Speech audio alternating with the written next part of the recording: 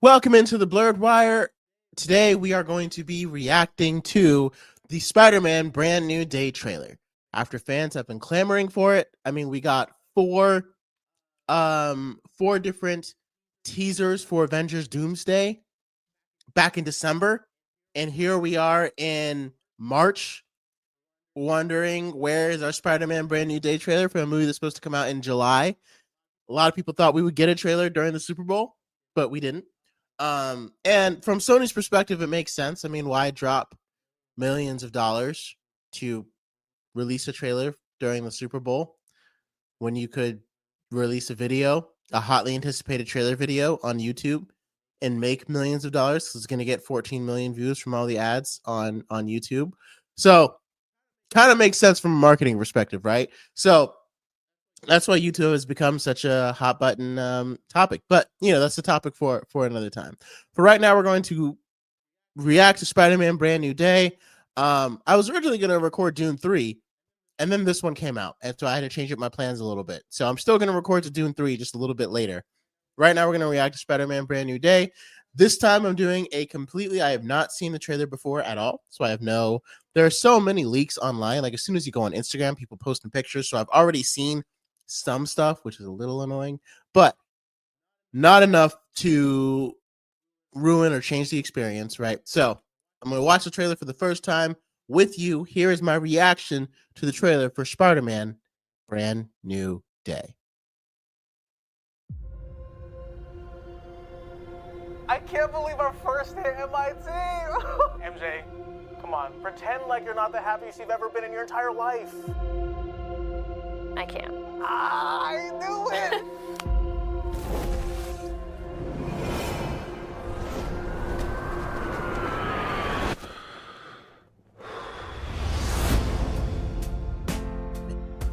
Hi, my name is Peter Parker. You don't remember me, but we used to know each other. Something bad was going to happen, and the only way to stop it was to make everyone forget about me. Because I'm not just Peter Parker. I'm Spider-Man. What the hell, Frank? You just hit me with a van! Quit your whimpering. Suit yourself.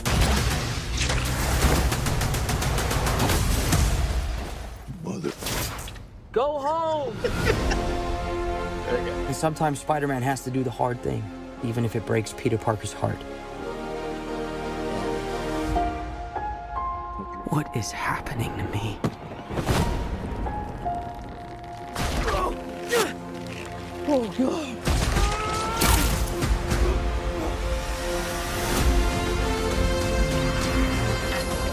Excuse me, Dr. Banner.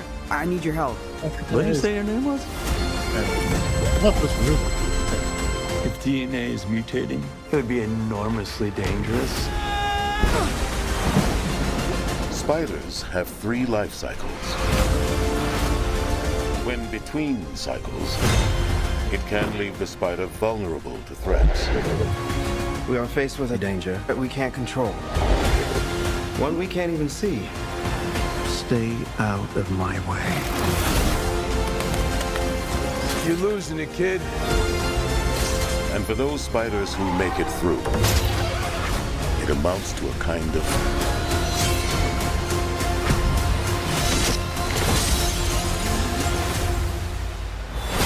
rebirth. Okay. Nice flowers. Oh, they're a housewarming gift. I'm MJ. I'm just a neighbor from across the hall.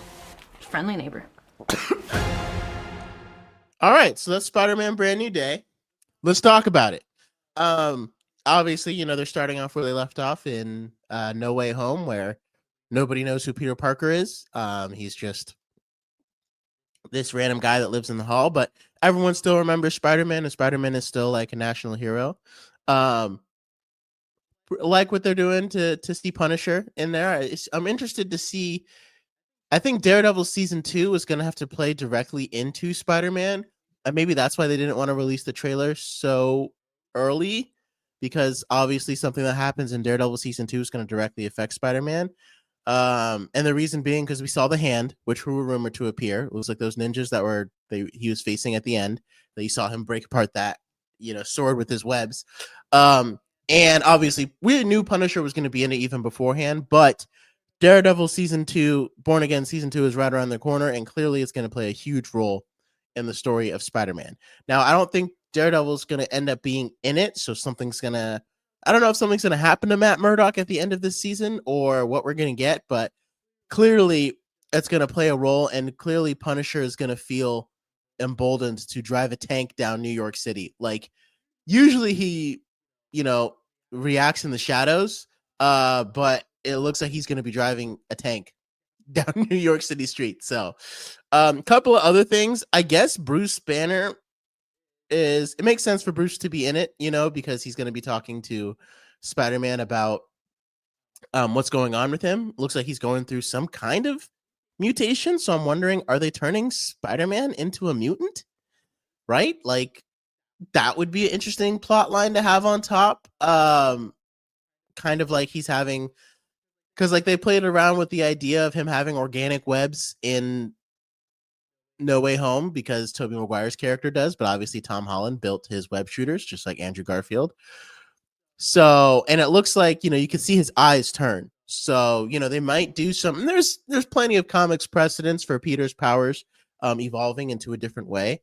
And it kind of makes sense. This is something that we kind of would need to explore in this realm, because at this point, this is crazy. This is our, well, let me try to count. 1, 2, 3, 4, 5, 6, 7, 8. This is our 9th live action Spider-Man movie. So in 9 movies, there's a lot that Sony can do. So we can see that. I mean, there's a lot you can do with Spider-Man's powers, right? And so we can see that looks like they're trying to head into almost a whole new direction. We're getting back some villains like Scorpion. He was always teased to come back as early as Homecoming, and they went in different directions every time. And now it looks like he's finally going to be getting his revenge on Spider-Man. And again, he doesn't even know who Peter Parker is from Homecoming. So there's no correlation to that in No Way Home. Would have been kind of interesting if like he found out and like went to hunt him down, but anyway. So there's no correlation between that and Spider-Man Homecoming. So then some of the other things that we see, I guess someone was pointing it out online, and they believe some of the mutant things are going to be involving Jean Grey, and that they're just going to introduce Jean Grey as a character in the MCU, and that's who Sadie Sink is supposed to be playing. Was not confirmed in the trailer, but from what we can see, there were some clear uses of telepathy, because we could see, like, you could see people almost being taken over, like possessed. And in that brief scene with like where he was rescuing the old lady, and then everyone starts, like, the guy started smiling, and then it went up to somebody else. So someone's using some form of telepathy, telekinesis, or it could be possession if they're going a darker route, which would actually make perfect sense for the hand. So it may not be Jean Grey at all. It might just be, it could be something else. But I think a lot of fans are pretty sure that it is Jean Grey. So based upon what we have in this movie, in this trailer, what we've confirmed so far, right? So we know Spider-Man's going to have to contend with Punisher. He's going to have to contend with Scorpion. He's going to end up having to contend with likely Tarantula, is what I've heard. Boomerang. He's going to be fighting the Hand. And then at some point, he's going to fight Hulk, with Mark Ruffalo's Bruce Banner being in it. So we've got 6 different major villains / anti-heroes for Spider-Man to contend with. And Punisher isn't really going to be able to help him out with any of them, right? Like, I mean, like, I'm sure the confrontation with Punisher will probably be like an opening scene kind of thing. And I don't know how large of a role he'll play in the movie. Like, will it be more of just like a cameo fight scene? Like, or like, you know, Matt Murdock in No Way Home, how he just kind of appeared and then was gone for the rest of it? Or will it actually have like a significant role? I think it's leaning more towards cameo, because he'll be coming off of Brand New World. I mean, he'll be coming off of Daredevil, Born Again, and then we still have the Punisher special for later on this year. So we're going to get a lot of Punisher this year.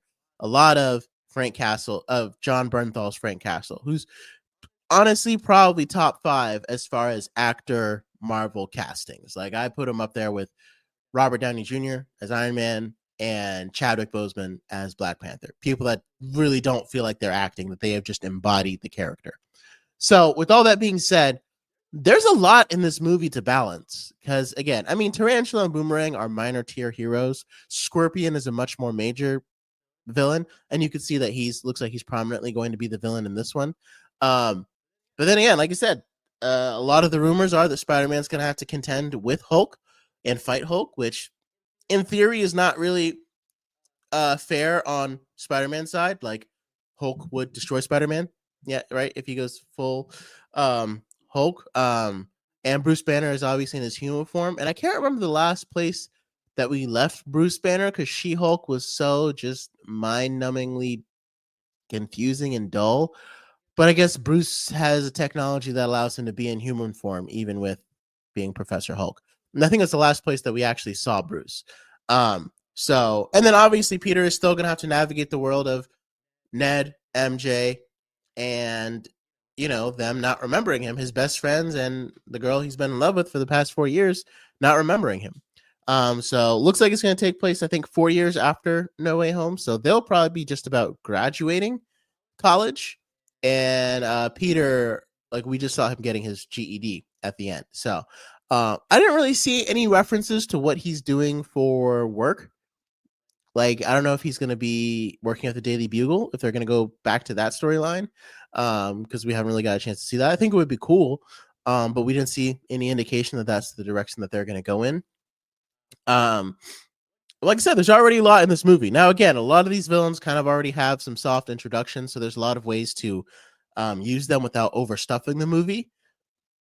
But that's kind of what Sony has to make sure that it doesn't do, that it doesn't overstuff it with plot lines and things that we won't be able to follow. You know what I mean? Because, like I said, we've got Scorpion, Tarantula, Boomerang, Punisher, Hulk, some kind of telepathic creature, and the Hand, right?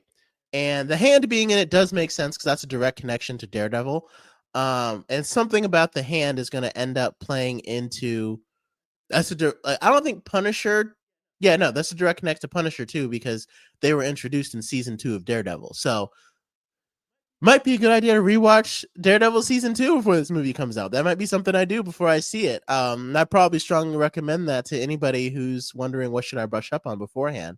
I don't think we'll see Kingpin in this, and I don't think we'll see Daredevil. Like I said, and I don't think we'll see who else do I not think we'll see?